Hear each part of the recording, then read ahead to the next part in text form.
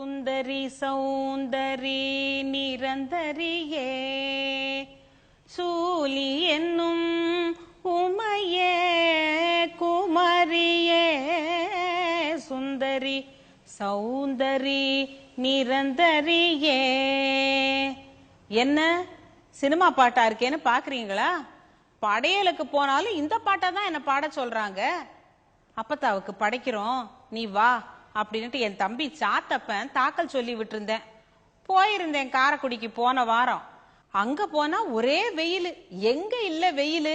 இந்த வெயில் காலத்துலதான் கல்யாணம் காட்சி வைக்கிறது, படையல் வைக்கிறது, இது எல்லாத்துக்கும் நம்ம மக்கள் ஒன்னா கூடணும் இல்ல. அதுக்காக வெயில் காலத்துலதான் வைக்கிறாங்க, பிள்ளைங்களுக்கு லீவா இருக்குமேனுட்டு. மத்த நாள்ல கூப்பிட்டாக்கா ஆபீஸ் இருக்குது, பள்ளிக்கூடம் இருக்குதுன்னு யாரும் வரமாட்டாங்க. போறது போறோம், மக்க மனுஷங்களை பார்க்க வேண்டாமா? அதுவும் என்ன பார்த்துட்டா போதும், எல்லாம் பாட்டை பாடு, அத்தை பாடு, இத்த பாடு, ஆடுன்னு சொல்லிக்கிட்டு இருக்குமா? பாடிக்கிட்டு இருக்கேன், இந்த பாட்டத்தையும் பாடிக்கிட்டு இருக்கேன். என் சாத்தப்பன் வீட்டு எய்த்த வீட்டுல கோணக்கழுத்து சிந்தாமணின்னு ஒருத்தி இருப்பா. அவள்லேருந்து எல்லாம் நின்று ரசிச்சு கேட்டுக்கிட்டு இருக்குதுங்க. அதுல ஒரு ஆளை மட்டும் காணும். ஆறுன்னு நினைக்கிறிய? என் தம்பி மகன் பழனியப்பனதன். அது நம்ம மக்கள்லயே தப்பி பிறந்த கழுத. அவனொத்த பசங்கள்லாம் அழகா வியாபாரத்தை பார்த்துக்கிட்டு நல்லா ஜாம் ஜாம்னு இருக்கிற போது இவன் இந்த எத்துப்பல்ல வச்சுக்கிட்டு செக்காலையிலேயே நிக்கிறேன். பெரிய ஈரோண்டு நினப்பு. அங்க காலேஜுக்கு போற பொண்ணுகளெல்லாம் பார்த்துட்டு போறவளே போறவளே பொண்ணு ரங்கம் என்ன புரிஞ்சுக்காம போறியே நீ சின்ன ரங்கம் ரங்கம் அப்படின்னு பாடிக்கிட்டு நிக்கிறேன். 24 மணி நேரத்துல 20 மணி நேரம் அங்கேயே நின்றா எப்படி உருப்படுறது? எங்கடி அவன்னு கேட்டேன். இதோ வாராம் பாரு பானாளானா அப்படின்னு நாங்க பார்த்தா மூதறிஞர் ராஜாஜி மாதிரி கருப்பு கண்ணாடிய மாடிக்கிட்டு வாரேன்.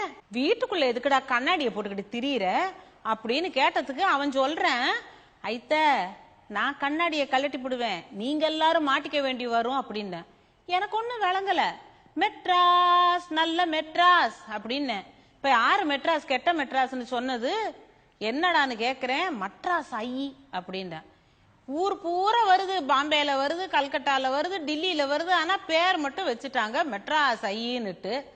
ஆட பைத்தியக்காரா, அதுக்கு ஒரு நல்ல வைத்தியம் நான் சொல்றேன், அதை விட்டுட்டு என்னமோ கூலிங் கிளாஸ மாட்டிக்கிட்டு திரியிறியே அப்படின்னு சொன்னேன். என்ன வைத்தியம் தெரியுமா?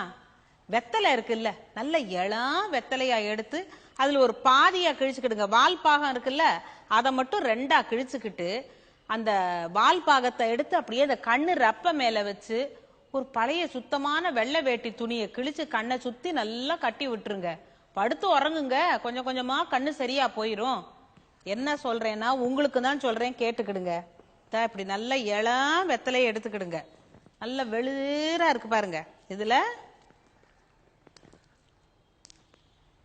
இப்படி இத இப்படியே எடுத்து இந்த கண்ணு மேல வச்சு ஒரு வெள்ளை துணியை வச்சு சுத்தி கட்டிப்பிடுங்க. அந்த கண்ணு வலி எல்லாம் போயிரும், மெட்ராஸை செவப்பெல்லாம் குறைஞ்சிரும். இதத்தான் அவனுக்கும் சொன்னேன். அவன் கண்ணு நல்லா தெளிவாயிருச்சு. ஆனா புத்தி தெளியலையே, ஓடிட்டான்ல திருப்பி செக்காலைக்கு. பாட்டை மாத்தி பாடிக்கிட்டு நிக்கிறேன் அங்க. உன்னை காணாத கண்ணும் கண்ணல்ல, உன்னை எண்ணாத நெஞ்சும் நெஞ்சல்ல, நீ சொல்லாத சொல்லும் சொல்லல்ல, நீ இல்லாமல் நானும் நானல்ல, நீ இல்லாமல் நானும் நானல்ல, உன்னை அடிக்காத செருப்பும் செருப்பல்ல அப்படின்னு ஒருத்தி எதிர்த்து பாடினாலாம். அடிச்சாலாச்சும் அவனுக்கு புத்தி வருதா பாப்போம்.